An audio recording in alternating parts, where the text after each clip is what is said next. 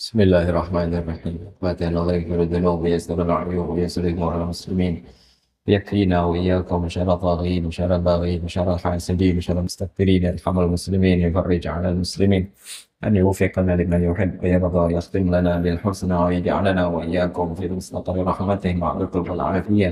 على ما نوى سلفنا الصالحون وعلى ما نوينا في هذه الجلسة، على ما نوى جميع شيخنا ومعلمينا، وعلى ما نوى مؤلف هذا الكتاب، وعلى ما نوى سيد الوالد سيد أحمد بن عبد الله بن محمد أنفق على هذه النية وعلى كل نية صالحة، وإلى حضرة النبي محمد صلى الله عليه وآله وصحبه وسلم. شهيد الله لهم الفاتحة. أعوذ بالله من الشيطان الرجيم. بسم الله الرحمن الرحيم. يوم الدين لا ترون إليك المستقيم صراط الذين أنعمت عليهم غير المغضوب عليهم. بسم الله الرحمن الرحيم. الحمد لله رب العالمين، وبه نستعين على أمور الدنيا والدين، والصلاة والسلام على أشرف الأنبياء والمرسلين سيدنا ومولانا محمد وعلى آله وصحبه أجمعين. سبحانك لا علم لنا إلا ما علمتنا إنك أنت العليم الحكيم. قال رب اشرح لي صدري ويسر لي أمري واحلل عقدة من لساني يفقه قولي وسدد لساني واهد قلبي بجاه النبي والآل والصحب. أما بعد، قال المصنف رحمه الله ونفعنا به بعلومه بعلوم شيخنا بعلومكم في الدارين آمين. بسم الله الرحمن الرحيم.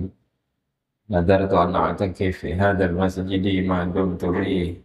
Saja aku bernazar iktikaf di masjid ini selama aku berada di dalamnya.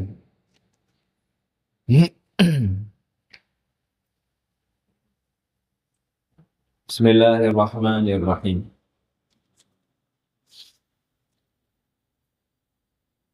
An Ikrimah Maula bin Abbas.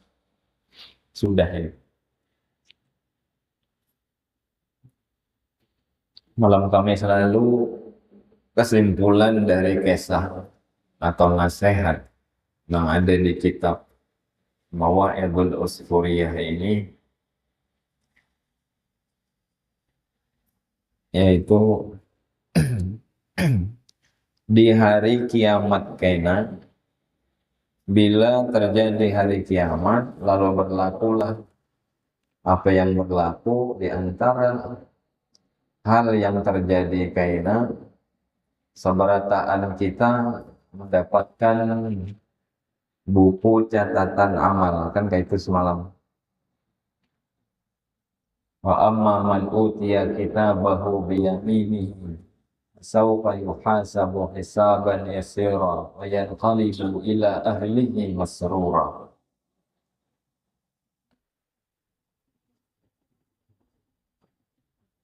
Adapun orang yang diberikan buku catatan amal di tangan kanannya, menurut informasi dari Al-Quran, amma man utiya kitabahu biyaminih sawfa yuhasabu hisaban yasira. Ada banyak perkara kayak di akhirat, dan itu alamat selamat. Mudah-mudahan kita termasuk orang-orang yang diberi buku catatan amal di tangan kanan kita. Makanya sekali lagi jangan pada ingat, bila waktu baulu basuh tangan kanan, minta lawan Allah, Allahumma a'tini kitabi biyamini. Ya Allah, julungakan kena buku catatan amal ulun di tangan kanan. Minta kita sehari berapa kali wudu? Berapa kali sehari wudu? Banyak. Minimal 5 kali. Bila basuh tangan kiri, wala tuqtini kitabi bishimali au min wara'i dhahri. Jangan ya Allah pian julung buku catatan amal ulun di tangan kiri atau dari arah belakang. Ada hafal bahasa Arabnya, bahasa kita aja dalam hati ada apa-apa. Ucapakan dalam hati waktu basuh tangan kanan. Ya Allah, buku catatan amal ulun kena julung di tangan kanan ulun. Sehari 5 kali minimal. 5 kali berapa tuh? 3 lah. Kan basuh tangan kan 3 kali. Nah, 3 kali oke, sekali kada apa-apa. Yang jelas jangan kada dibaca. Itu anjuran dari ulama. Walaupun dari Nabi itu kada ada. Lain dipadahkan, jangan dipadahkan itu hadis Nabi. Allah menjulung buku catatan amal kita, lalu kita baca. Ujar Allah, baca nih, baca. Pas kita baca, lalu ujar kita kena ngini ya Allah buku catatan amal kebaikan ulun selama hidup di dunia. Ujar Allah, hal naqassa minha syai'. Ada kan yang kurang ada ku catat. Ada ya Allah, komplit. Batu dijulung ulang buku catatan sebuting. Lalu buku catatan itu isinya catatan amal buruk. Ujar Tuhan, adakah itu nang kada ku catat? Ada ya Allah. Lalu terakhir Allah julung buku catatan secari kertas lah bahasanya. Sedikit ada buku catatan, halus saja. Biar Allah baca itu apa isinya. Lalu si hamba tadi membaca. Ujar si hamba, ya Allah, di catatan amal ini ada banyak amal-amal kebaikan, tapi ulun gak ada zuang gawi. Ini keistimewaannya. Nah, insya Allah kawa kita terapakan. Diberi buku catatan, isinya amal kebaikan. Walaupun amal itu kada sebuah kita gawi lalu-lalu, kada sebuah. Bingung ampun diri. Ujarnya, apa ini ya Allah? Banyak benar kebaikan-kebaikan di sini. Ujar Allah, wa yaqulullahu ta'ala, ata'rifuha, tahu kamu apa buku itu, ampun siapa? Ada tahu jadi nang ampun nang main putih tadi. Lalu ujar Allah, hadza mimma zalamuk wa adu wa asadu ma laka min ghairi ilmik. Itu adalah catatan-catatan amal orang-orang yang selama di dunia dahulu menzalimimu. Nang di dunia dahulu mengusikmu, menyakitimu, dan mengambil harta milikmu tanpa kau tahu sama sekali. Ini keistimewaan diantaranya orang yang ketujuh mama apakan orang. Bisa juga ini berkaitan dengan amalan-amalan orang yang bangkrut. Beramal saing, puasa ketujuh, sembahyang sunnah banyak, tapi gibah orang. Habis amalnya berbanyak dosanya. Jadi pentransferan pahala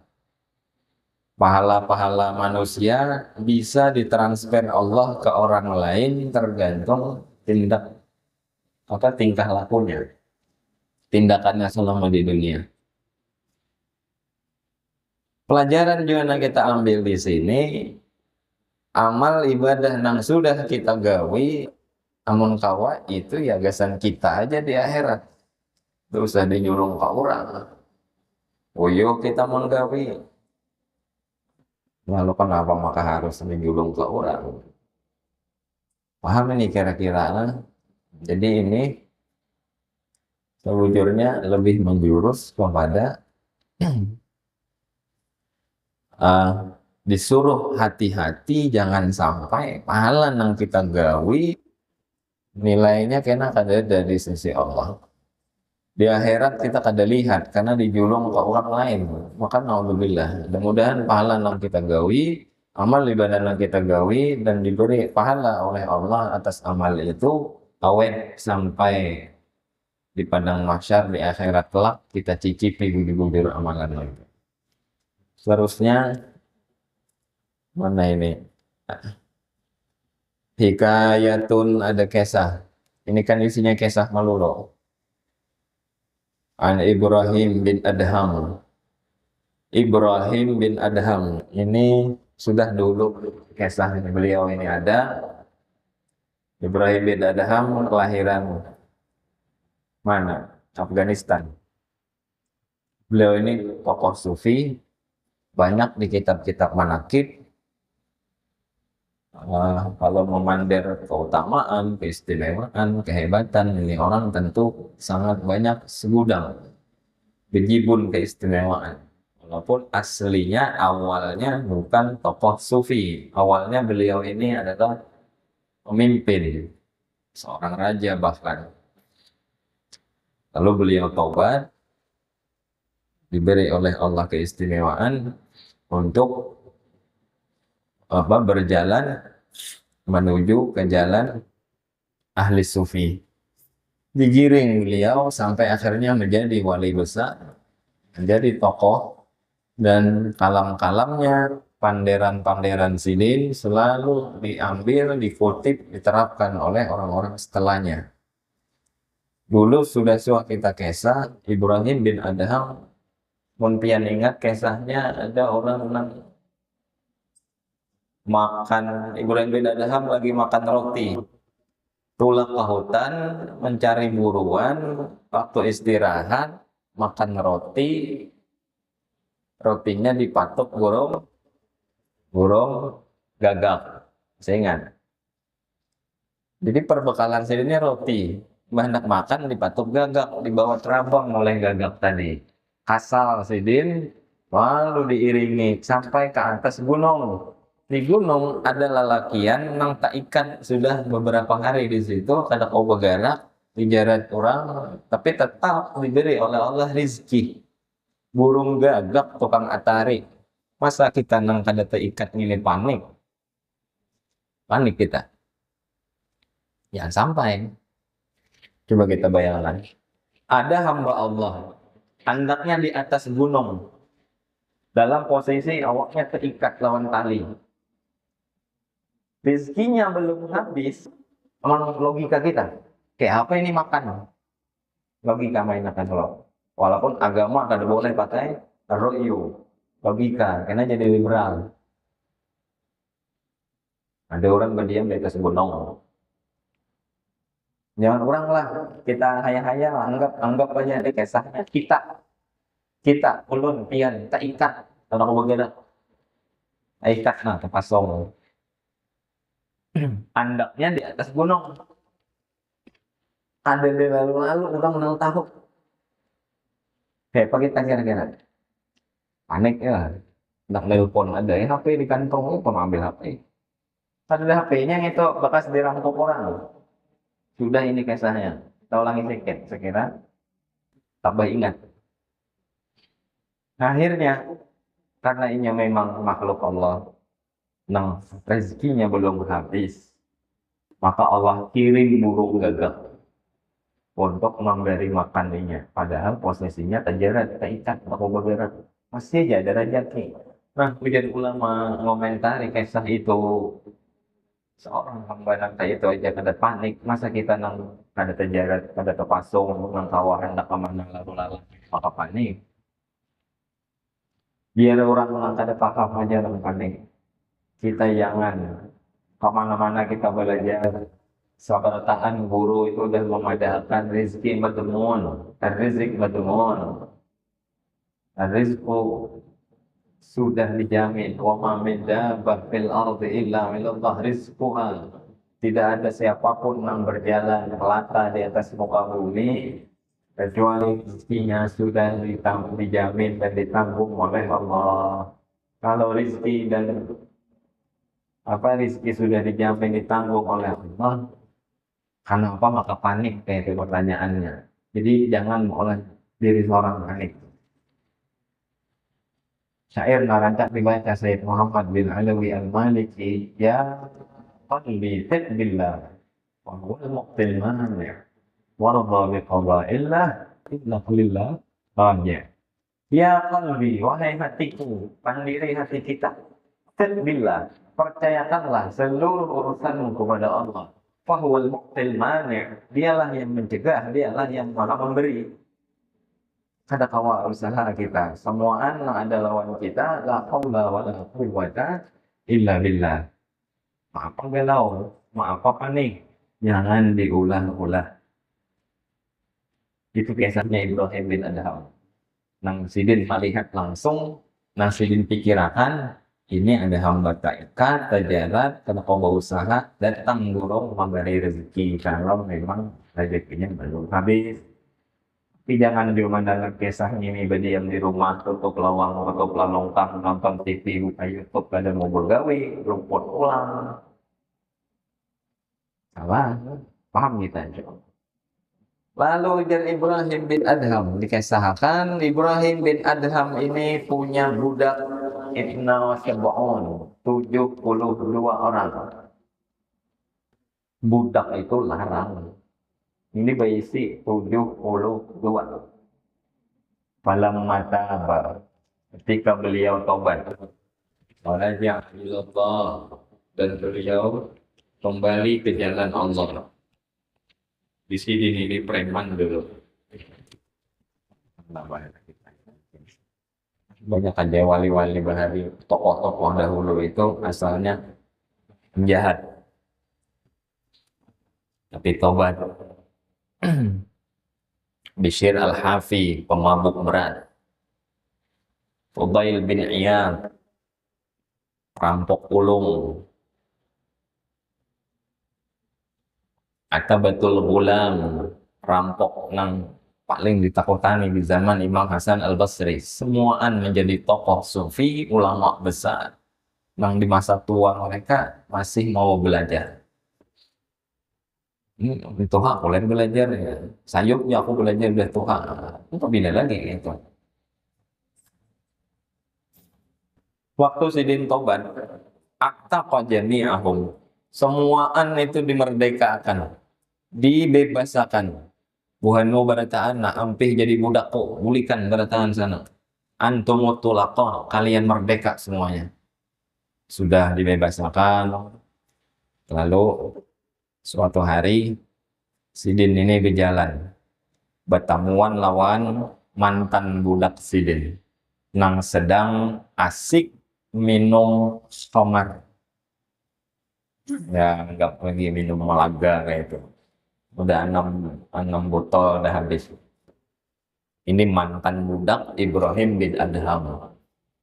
Jalan sidin, tamu bekas atau mantan budak sidin nang lagi asik minum minuman nang memabukkan. Faqala ya fulan dullani ala baiti. Ujar mantan budak sidin, wahai fulan, padahkan pang, tunjukkan di mana rumahku. Nih lagi mabuk, nak kulik kada kawa, kenapa? Karena kada tapi sadar, dia salah orang mabuk. Orang mabuk kan kada tapi sadar. Ya, saya mabuk lah, kada bisa. Aman suah berdiam aja. Nang kada suah ya kada usah. Ada manfaatnya. Ada manfaatnya. Bahkan dikatakan oleh Nabi, al-khamru ummul khaba'ith. Dia adalah induk segala kejahatan. Dan sampai, alhamdulillah. Mantan budak Ibrahim bin Adham ini mabuk, hendak bulik, kada mau tetamu rumah. Biasa orang mabuk. Bingungnya rumahku di mana? Lalu tetamu lawan Ibrahim bin Adham. Ibarat itu ibarat bahasa kita, mang, pada rumahku mana? Apa ujar Ibrahim bin Adham? Faqala nam, oke, kutunjukkan, iringi aku. Lalu diiringi. Fadallahu ila maqbaratin minal maqabiri. Maka dibawa sidin ke kuburan. Wah, ya. Dia bilang tunjukkan rumahku di mana, dia si mabuk. Iringi aku di sini. Dibawa insiden ke kuburan. Kira-kira kayak apa tuh kisahnya? Dibawa ke kubur. Falamma ra'a sakran al-magabir darabahu dhanban syadida. Waktu nang mabuk ini tahu dibawa ke kuburan, Ibrahim bin Adham dipukul. Sarik. Dipukulnya Ibrahim bin Adham. Kenapa? Orang hendak kita antar ke rumah dibawa ke kuburan. Wa qala qultu dullani ala baiti wa anta tadulluni ila maqbarah. Ujarku tadi, padahal di mana rumahku? Kenapa mau kamu membawa ke kuburan? Nah, gitu bahasa kita lah. Lalu Ibrahim bin Adham menjawab, ya galilal aql, wahai orang yang sedikit akal, orang yang kurang akal, dengari aku. Hadzal baitu haqiqah, inilah rumahmu yang sebenarnya nih, kuburan nih. Wasairuha majaz, seluruh rumah yang kita diam itu incaan aja. Rumah sementara, nang kada abadi kita di situ. Rumah kita, rumah ulun, rumah pian, rumah berataan, nah ada di dunia ini itu incaan aja, setumat aja. Imbah kita meninggal, ahli waris ampunnya. Mbak ahli warisnya hilang, mana belum sempat hilang, hanya belum lagi menyeratus sudah dijualnya. Lain rumah kita na asli kuburan, ujar Ibrahim bin Adham lawan si mabuk tadi. Tarik. Lalu dipukulnya pulang. Setiap kali si hamba mantan budak ini memukul, Imam Ibrahim bin Adham kadang membalas. Beliau hanya bisa berucap, ghafarallahu laka, semoga Allah mengampuni dosamu. Ini saktinya hati orang yang dicintai oleh Allah. Ada yang menyimpan dendam lalu-lalu. Namun kita itu selesai dah. Ya. Ada di antara kita yang dipukul orang, lalu mendoakan. Pak, pukul orang. Ini pukul kada incaan gini. Wa kana yadribu bis-saut, dia memukul dengan kayu. Enggak kayak haluk gitu, kan ada. Kalau kayu ya kayak orang memukul. Mun kita selesai dah. Kecuali orang-orang yang disayangi Allah mengikuti akhlak begini dari Nabi Muhammad, hanya kawat menahan nafsu ini. Hanya diurahakan kawan, sudah bermamai, ya.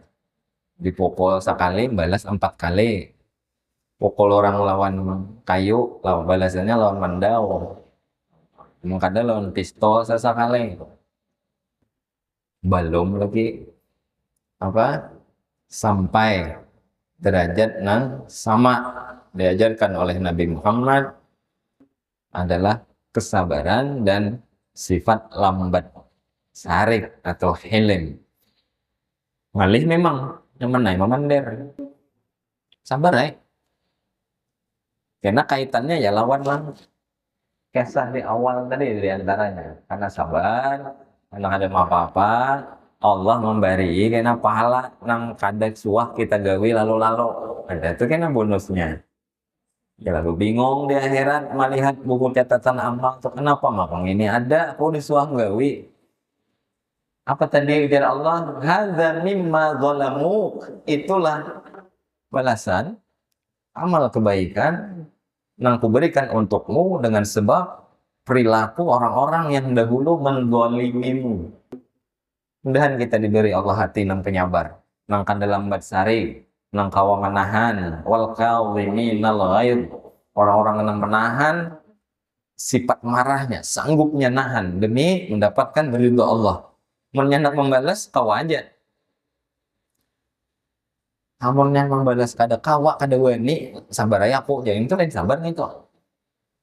Lain. Walaupun bagus masuk sabar cuman kelas 3 masih kelas 3. Ini yang lebih dari sabar lagi sifat al-hilmu. Al-hilmu. Hilm itu sifat yang diajarkan Nabi Muhammad, Nabi kedua sarik kalau sidin diganggu. Dan itu andai sidin hendak membalas kawa. Man ada salah, biar ada perlu dibalas. Wah, itu harapnya. Dan kita diberi hati yang macam itu.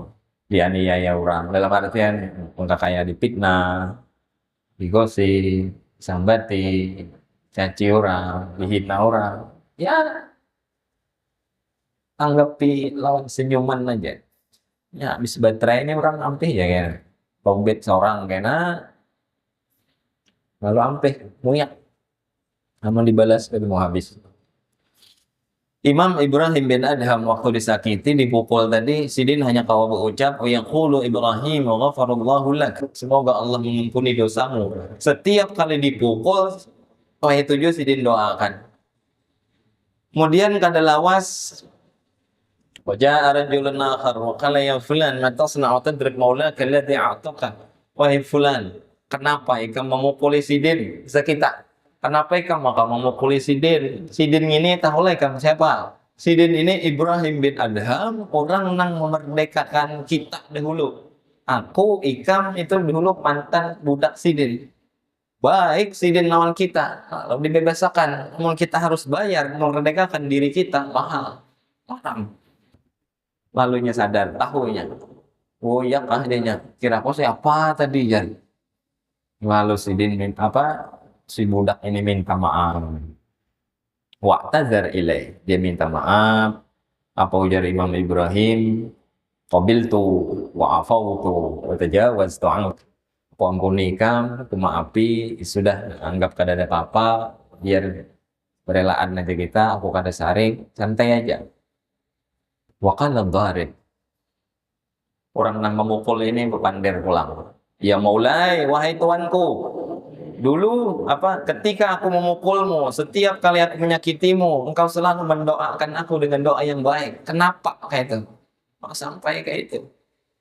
Setiap kali ulun pukul pian, pian ini membalas dengan kebaikan, mendoakan ulun semoga ulun dapat ampunan dari Allah. Faqala kaifa la ad'u wa anta takunu sababan li ladukhulil jannah. Bidarbika iyaya wa adza. Kayak apa aku kada bersyukur lawan Allah, kayak apa aku kada mendoakan ikam, gara-gara kelakuanmu ini, insya Allah aku akan dimasukkan oleh Allah ke dalam surga. Berkat gangguanmu kepadaku. Jadi ada orang yang mengganggu kita, syukur kita. Ada manusia, misal hidup, kada besuah, ada orang yang mengganggu, itu lain manusia. Dan jamin derajatnya rendahan. Karena orang derajat tinggi, orang-orang hebat, spektakuler di sisi Allah, idza ahabballahu 'abdan ibtala. Kalau Allah suka cinta lawan hamba, maka hamba itu diberi ujian.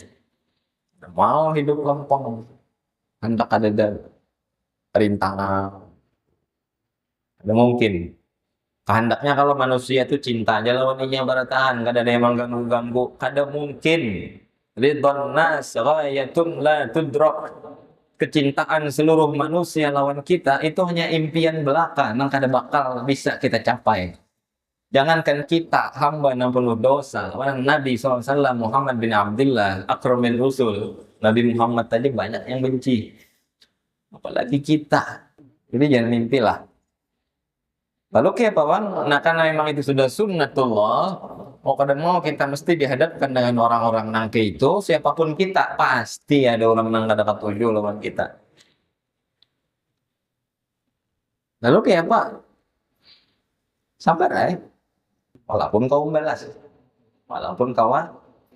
balas kawa hendak pengaruhnya menangkis ini itu apa kawa, sudah biar aja.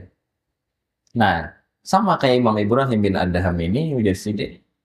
Aku mendoakan ikam kebaikan karena aku bersyukur lawan Allah gara-gara gawianmu ini nih.